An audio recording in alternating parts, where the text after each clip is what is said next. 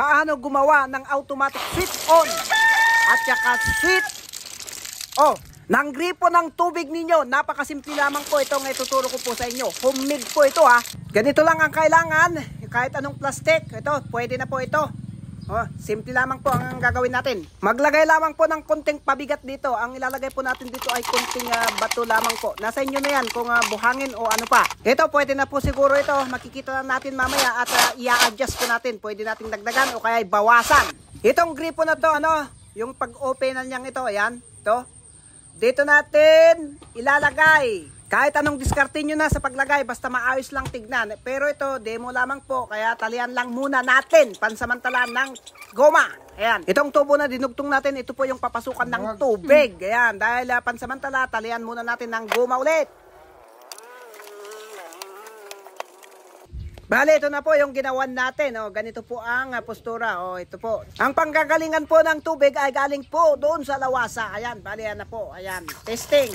Okay, ayan. Hintayin lang natin na malagyan na ito ng tubig para i-adjust natin. Baka masyadong mabigat po yung linagay nating pabigat doon sa plastic na 1.5. Ito ang mahirap kong minsan sa lawasa. Kapag sabay-sabay po yung mga gumagamit, ay ito ang nangyayari. Kunti lang po ang linalabas. Kaya mas maganda po kung meron po kayong tangke. Pwede po itong ilagay sa automatic switch off sa malaking tangke na gagawin ninyo. Kung wala kayong tangke, edi ito. Pwedeng palanggana o kaya bathtub. At kung ayaw ninyo naman na maabala na gagawa ng ganitong homemade na on-off switch, ay marami pong nabibili basta may budget. Fast forward lang po natin para po hindi po masyadong mahaba ang ating video na to. Abutin po ng oras mga ito kapag mapuno ito ng tubig, mga kalahating oras. At kapag ganito naman ay pwede na po natin i-adjust itong linagay nating pabigat. Ito po ay masyadong mabigat po yung linagay natin dito kaya hindi niya may lutang itong 1.5. Masyadong mabigat. Kaya babawasan po natin yung linagay natin dito sa loob ng to.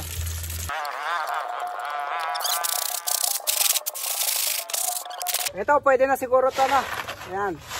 Kunti lang siguro para magaan lang na lumutang. Ibalik lang po natin yung itali. Fast forward lang po natin. Ayan na. Hintay lang po natin na mapuno at unti-unting lulutang. Itong linagay natin, anong tawag, pwedeng itawag natin itong 1.5 floater. Sabihin na natin floater.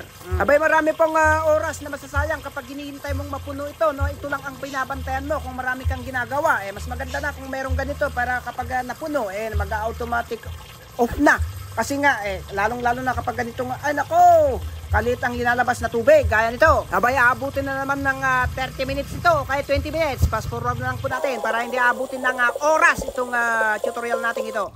At balian, kung malapit na pong mapuno, ay siyempre, unti-unting sumasara itong paglabasan ng tubig kasi nga, lumulutang itong ginawa nating floater na to. Kapag binababa, pag nababawasan, automatic lalakas. Siyempre, lulutang na ganyan. Sige, tulukan na lang natin para mabilis niyang mapuno. Para makuha niya yung tamang level ng floater para maisara itong faucet na to. At kung meron kayong mga natutunan sa mga ganitong tutorial, ay ganito po ang suportaran ninyo. Pindutin nyo na ang dapat yung pindutin dyan sa baba para naman ganito ang damihan nating mga content. Ayan, bali yan, napuno na.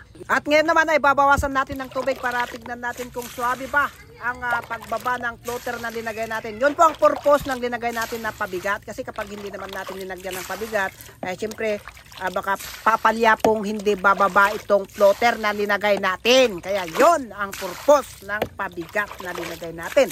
Nasubrahan natin kanina yung pabigat, yun, nakalubog, ayaw lumutang. Balian na po, nakita naman ninyo, swabing-swabe na ang pagbaba ng linagay nating floater. Yan. Habang nababawasan yung tubig, bumababa, yung floater bumubukas. Yan.